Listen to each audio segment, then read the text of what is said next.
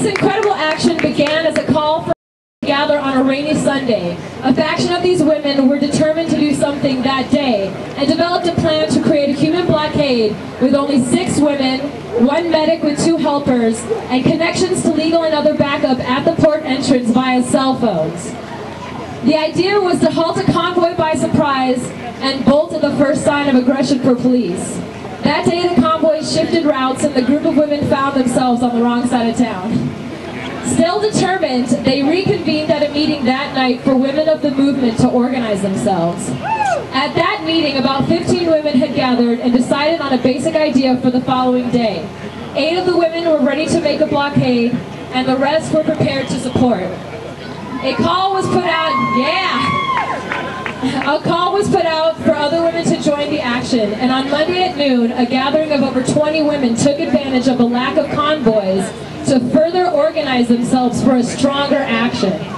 There was one more meeting that night where the time was set for Tuesday at 3 p.m.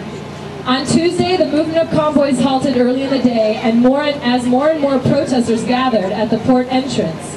It was clear the action would not happen when planned, but people noticed a rise in police presence and realized they were waiting to move shipments until later. A group of women at the port met and decided the action had to happen that night. At 6 p.m., I arrived to a generous crowd and found the women gathered to the left of the entrance prepared for action. Tensions mounted as hours passed by and more people gathered in protest. I called a friend because my nerves were so frazzled, and she pulled 7 tarot cards, the last 2 reading Divine Timing and Freedom. To be there. A soldier walked out of the port refusing to move the shipments, asking protesters for a ride home.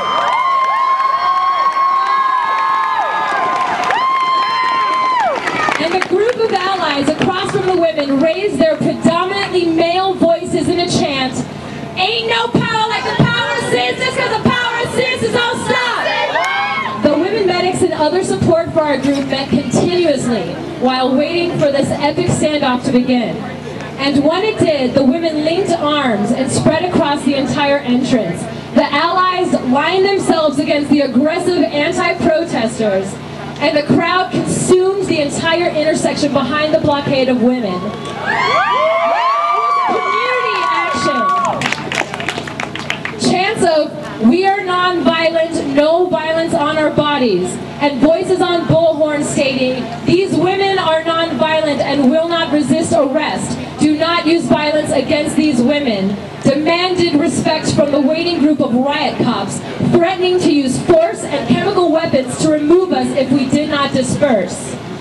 One by one, the women were taken away by officers until there was only a small group left. The crowd of supporters was then physically shoved away from the remaining women, and then there was only one, who with arms raised in double peace signs was taken to be with the others who had symbolically sacrificed themselves in the name of universal peace and human rights.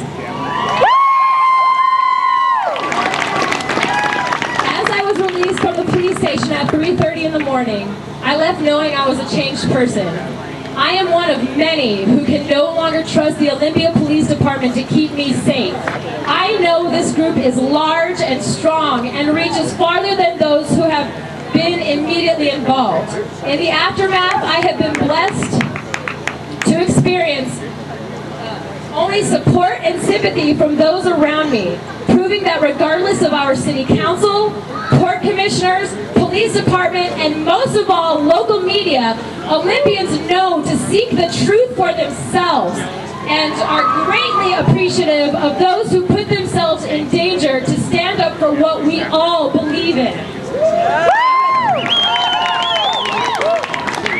I would like to personally thank Free Radio Olympia for being our play-by-play liaison and voice over the airwaves. And I want to honor all those who withstood what they say was the most traumatic, painful experience of their lives, and in the same breath admit it is only a fraction of the trauma and pain experienced by the people of Iraq. It has been in with the Ladies Book Club.